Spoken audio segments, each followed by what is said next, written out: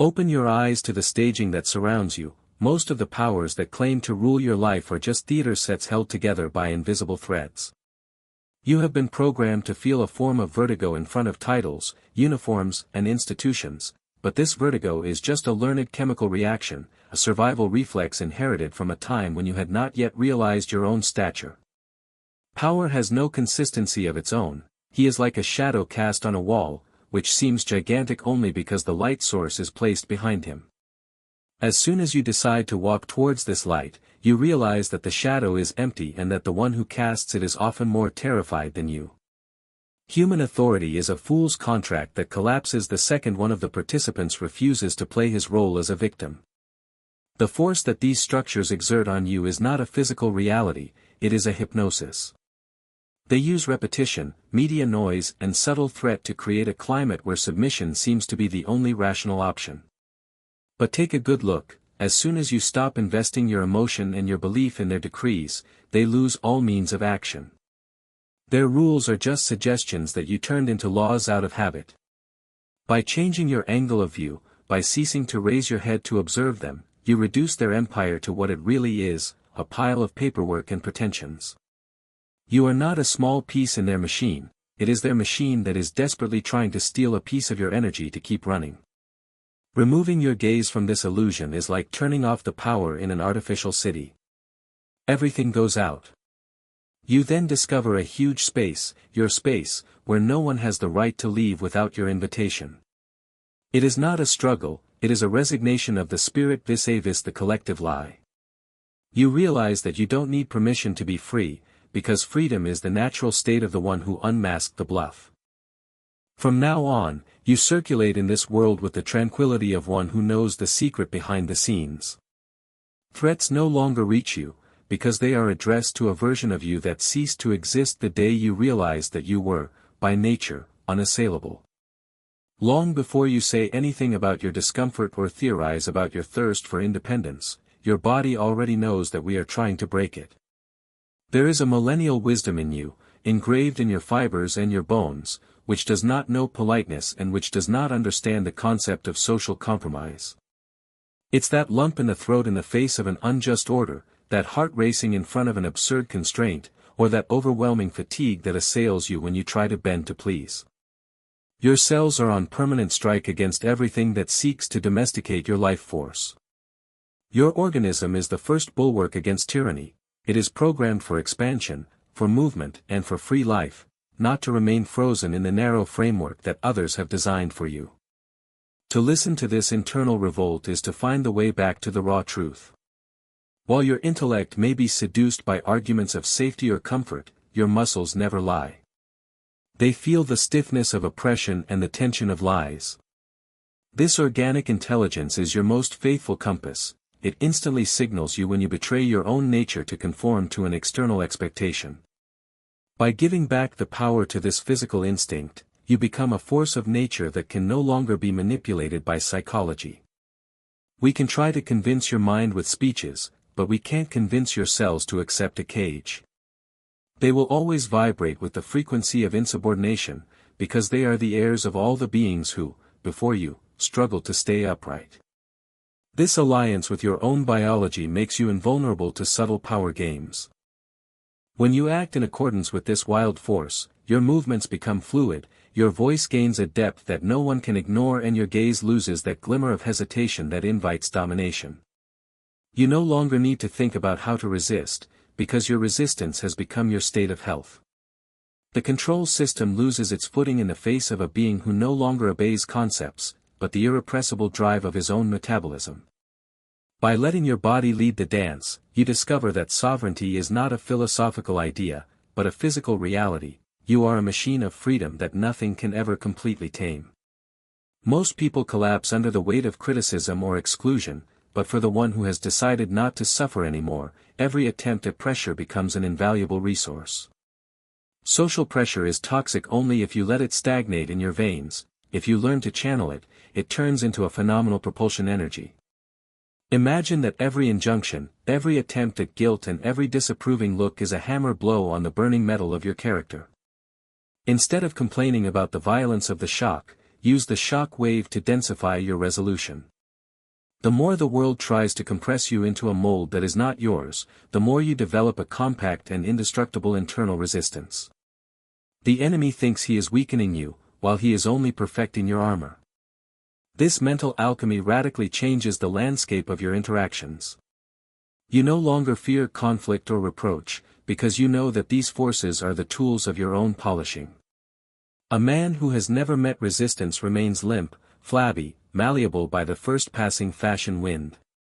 But you, by choosing to face the contrary currents, you transform into a black diamond that no one can scratch. Pressure is no longer a poison that poisons you, it is the fuel that feeds your inner fire. Every time someone tries to silence you, your voice becomes clearer. Every time someone tries to block your way, your legs gain power. You divert aggression to feed your ambition, making any attempt to sabotage counterproductive for your opponents. To master this art is to become technically unstoppable.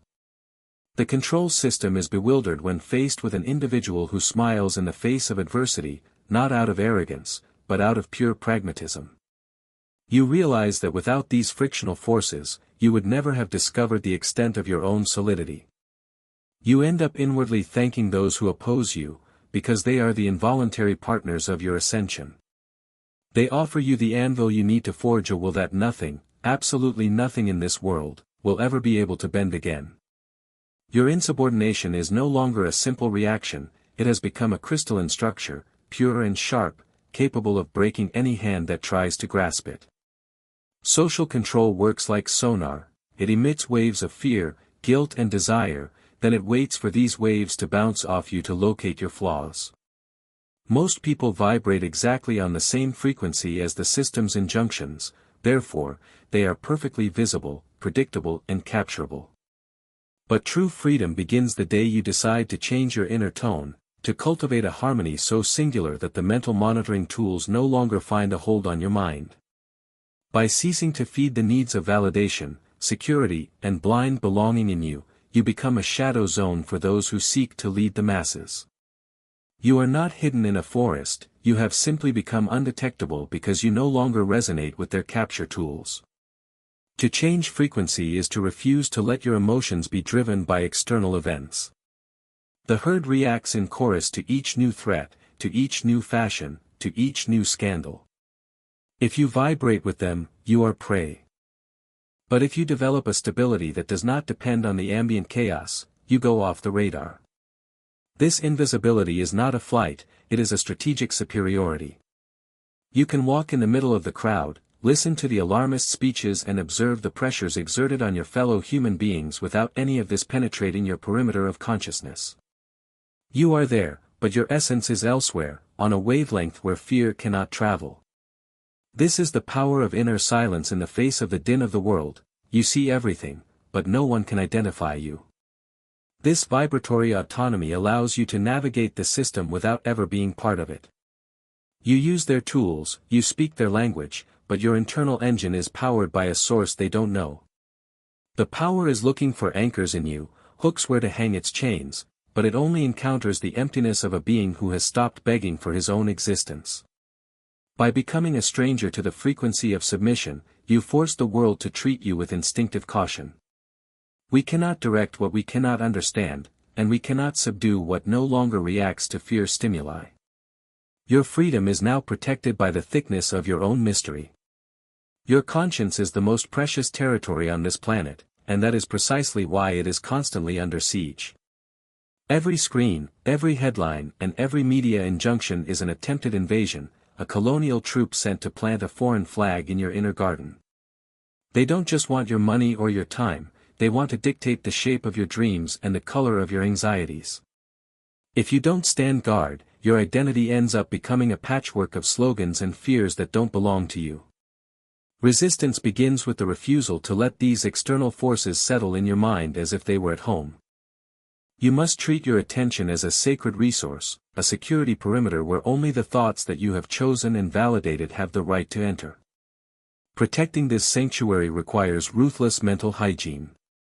The control system thrives on clutter, It saturates your psychic space with unnecessary information and false debates to prevent you from hearing the sound of your own voice. This is a war of attrition designed to make you a stranger to yourself. To remain sovereign, you must learn to sabotage these communication bridges. Refuse to let yourself be defined by the crises of the moment or by the labels that we want to stick on your forehead. Your deep I is not a database that can be manipulated by fear algorithms. It is a fortress of silence and will. By cutting out the noise, you rediscover that your identity is vast, wild and totally incompatible with the prefabricated molds of the consumer society. This reconquest of your internal territory is the most radical act of war that you can accomplish. By expelling the mental colonists, you create a void that will immediately be filled by your own creative power. You no longer react to what is shown to you, you act from what you are. This newfound clarity makes you extremely dangerous for those who pull the strings, because a man who knows exactly who he is, and who refuses to harbor collective neuroses, becomes an unpredictable force. You are no longer a target for their propaganda, but a lucid observer who sees the threads of the puppet. By securing your identity, you make sure that the only sovereign who rules over your mind is yourself. The modern world is obsessed with reaction. They provoke you, insult you, oppress you, all with the sole aim of extracting from you a response, an emotion, a movement that would prove that you are still under the influence of the external stimulus. But the real mastery lies in the ability to remain a wall of silence in the face of the storm. When you refuse to react, you break the cycle of manipulation. The one who seeks to agitate you expects a return on investment. He wants to see the impact of his strength on your face. By offering him an absolute emptiness, a total absence of echo, you turn his own energy against him. Your silence becomes a distorting mirror where the aggressor only sees his own impotence. It is in this refusal to answer that you affirm that nothing that comes from outside is worthy enough to disturb your sovereign calm. Silence is not a weakness or passive submission, it is a high-level psychological combat technique. Whenever you do not justify yourself, whenever you do not raise your tone in the face of arrogance, you conserve your vital energy while the other wastes his. The power runs out quickly when it hits the void. Standing still, you get out of the ring. You are no longer an opponent that can be tired, but an observer who looks at the bustle of the world with the curiosity of a naturalist studying insects. This detachment is a weapon of mass destruction for egos who need your attention to feel they exist. You take the oxygen out of their recognition, forcing them to suffocate in their own din. Mastering your emotional economy gives you an unfair advantage in any balance of power. A being that cannot be provoked is a being that cannot be directed. You become the master of time and the rhythm of exchanges. While the others exhaust themselves with useless gesticulations to prove their importance, you remain anchored in your own certainty. Your silence is the most powerful cry of your freedom. It tells the world that you are the sole owner of your peace and that no one, absolutely no one, has the keys to your reaction. By making silence your home, you make any attempt at submission technically impossible. You are not an isolated anomaly in a world of followers, you are the bearer of a flame that crosses the ages without ever extinguishing. In your genetic code, in the depths of your cellular memory, the echo of all those who preferred the dust of the path to the silk of the cage vibrates. This line of insubordinates is not defined by blood, but by the recognition of the same frequency, that of the man standing in front of the kneeling pack. Every time you feel this resistance burning within you, a whole army of spiritual ancestors wakes up. They have faced empires, defied courts and ignored excommunications to protect this little kernel of truth that you hold in your hands today. You are the culmination of their refusals, the heir of their audacity and the guarantor of their final victory over uniformity. To reconnect with this heritage is to understand that your loneliness is just an optical illusion. When you dare to say no to an absurd injunction, you are not the only one to speak, it is a collective voice that expresses itself through you, a historical force that has never been able to be totally domesticated. The system tries to make you believe that your critical thinking is a disease or an adjustment error, when in reality it is your noblest attribute. By tapping into this memory of insubordination, you realize that the power has always used the same ropes to manipulate men, the fear of ban, the threat of isolation and blackmail for comfort. But for the one who carries the DNA of the rebels, these strings are already broken. You know that the survival of your integrity is worth 1,000 times more than the security of a servile existence. Wearing this invisible surname gives you an assurance that nothing can shake. You no longer need the approval of your contemporaries when you feel the approval of history vibrating in your footsteps. You become a bridge between the resistance fighters of the past and the free men of the future. This awareness of belonging to an elite of refusal transforms your perception of risk. What seems terrifying to the herd becomes, for you, an opportunity to confirm your belonging to the line of the indomitable. By honoring this strength in yourself, you make sure that the chain will not be broken. You are the guardian of a flame that the wind of power, however violent it may be, will never be able to blow, because it does not burn with oxygen, but with pure will. All your life, society has handed you distorting mirrors asking you to adjust to the image it projected of you. We provided you with a collection of masks, that of the model citizen, the dedicated employee, the grateful son or the insatiable consumer, and we made you believe that without these disguises, you simply would not exist. Submission begins here, in this daily fatigue of maintaining a facade that is not yours to reassure a system that abhors a vacuum. Deserting these masks is not an act of betrayal to others, it is an act of loyalty to yourself. This is the moment when you agree to let go of the artifices to discover which face is hiding underneath, even if that face is strange, wild or unclassifiable. When you leave the stage where your text is imposed on you, you take up the pen again to write your own score. The system fears the man without a mask, because it is impossible to predict. A mask is a handle by which we can grab you and direct you. If you play the role of the ambitious, we hold you by the carrot of promotion. If you play that of the protector, we hold you by fear for your loved ones. But when you desert these prefabricated roles, you become smooth, elusive. Your own genius begins to breathe as soon as the suffocation of convention stops. This genius is not a technical skill, it is your unique way of dealing with reality, a vibrational signature that no one else can imitate. By ceasing to want to be someone according to the criteria of the world, you finally become yourself, a sovereign entity that no longer needs instructions for use to exist. This liberation through authenticity changes the very nature of your actions. You no longer act out of duty or habit, but out of impulse. The power loses all grip on a being who no longer has anything to prove and nothing to hide. The vulnerability of being naked, without the costume of social function, becomes your greatest strength, because it is unassailable. We can break a role, we can censor a speech, but we cannot destroy an essence that has decided to express itself without a filter. By deserting the masks of conformity, you regain total fluidity. You are no longer a statue frozen in a posture of obedience, but a stream of pure energy that redraws its own landscape at every moment.